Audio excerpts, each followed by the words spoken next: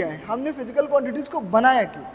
तो physical quantities को समझने के लिए सबसे पहले हमको समझना पड़ेगा कि एक्चुअली फिजिक्स क्या है, तब हमको समझ में आएगा कि फिजिकल क्वांटिटी क्या है। ठीक है, तो सबसे पहले मैं ना आपको फिजिक्स डिफाइन कर देता हूँ। ठीक है, चलिए सबसे पहले हम लोग यही समझ लेते हैं कि एक्चुअली में फिजिक्स क्या होता है। तो अगर हम लोग फिजिक्स की बात करें, फिजिक्स एज ए सब्जेक्ट क्या है, तो आप लोगों को पता है, आप लोगों ने ऐसा पढ़ा भी होगा कि फिजिक्स क्या होता है। फिजिक्स की डेफिनेशन क्या होती है? फिजिक्स की डेफिनेशन होती है physics is the to study the laws of nature. Physics क्या होता है? To study the laws of nature.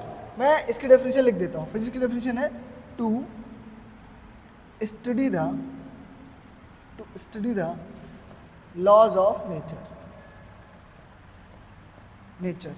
ये जो नेचर है ना, इसके जो लॉज होते हैं, ये हम लोग साइंस की जिस ब्रांच में स्टडी करते हैं उसको हम लोग फिजिक्स बोलते हैं। नेचर में क्या क्या हो रहा है, जितने भी नेचर में फिनोमेना हो रहे हैं, उन फिनोमेनन की जो हम लोग स्टडी करते हैं उसको क्या बोलते हैं? हम लोग फिजिक्स बोलते हैं। तो इस नेचुरल फिनोमेना की जब हम लोग स्टडी करते हैं तो उसमें क्या होता है, बहुत सारे अलग अलग फिनोमेना परफॉर्म होते हैं और हर एक फिनोमेना के लिए अलग अलग टर्म यूज होता है। उन्हीं टर्म को हम लोग फिजिकल क्वांटिटी बोलते हैं। तो ये आपके पास इंट्रोडक्शन में लिखा हुआ है, physics is the fundamentally an experimental science based on the precised observations. अब बात करते हैं ये ऑब्जर्वेशन से क्या मतलब है। तो जब भी आप किसी भी फिजिक्स के फिनोमेना को या नेचुरल फिनोमेना को स्टडी करने जाएंगे तो सबसे पहले हमारा जो इंटेंट होता है या सबसे पहले जो हम लोगों को चीज़ें समझ में आती वो होता है हमारा ऑब्जर्वेशन। सबसे पहले क्या आ जाता है? सबसे पहले हमारे जो दिमाग में आता है वो होता है ऑब्जर्वेशन। या कुछ भी हम लोग स्टार्ट ही कहाँ से करते हैं, तो सबसे पहला जो पॉइंट है वो है ऑब्जर्वेशन। क्या है? ऑब्जर्वेशन। तो हम लोग स्टार्ट करते हैं ऑब्जर्वेशन से। तो ये जो ऑब्जर्वेशन है इसको हम लोग समझते हैं। तो आपने या किसी ने भी दुनिया में जो भी सबसे पहले जितने भी लॉ बने हैं, जितने भी नियम है फिजिक्स के, वो सब कहाँ से स्टार्ट हुए? वो सब स्टार्ट हुए ऑब्जर्वेशन से। हम लोग सबसे पहले क्या करते हैं? हम लोग चीज़ों को ऑब्जर्व करते हैं। फिर ऑब्जर्व करने के बाद सेकंड स्टेप क्या आती है? ऑब्जर्व करने के बाद सेकंड स्टेप आती है एनालिसिस।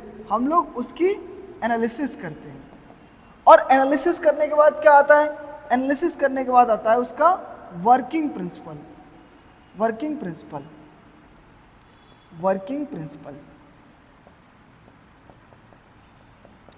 हम लोग उसका देखते हैं वर्किंग प्रिंसिपल। और उसके बाद क्या आता है? और उसके बाद आता है हमारा यूज, कि जो हम लोगों ने फिनोमेना देखा है उसको हमने ऑब्जर्व किया। ऑब्जर्व करने के बाद हमें ये पता चला कि ये फिनोमेना क्या है। फिर हमने ये देखा ये कैसे काम करता है। फिर हमने देखा क्या ये हमारे लिए काम कर सकता है। तो दुनिया में जितनी भी डिवाइसेस आप देख रहे हैं, जो भी हमने बनाया है, फैन, मोबाइल फ़ोन, पेन या डिजिटल बोर्ड, कुछ भी, एनीथिंग, वो हम लोगों ने सबसे पहले क्या किया? ऑब्जर्व किया, नेचर के लॉज को ऑब्जर्व किया, फिर नेचर के लॉज को एनालिसिस किया, फिर हमने अपने लिए उनको इस्तेमाल किया और आज हम लोग इसी फिजिक्स की दुनिया में जी रहे हैं।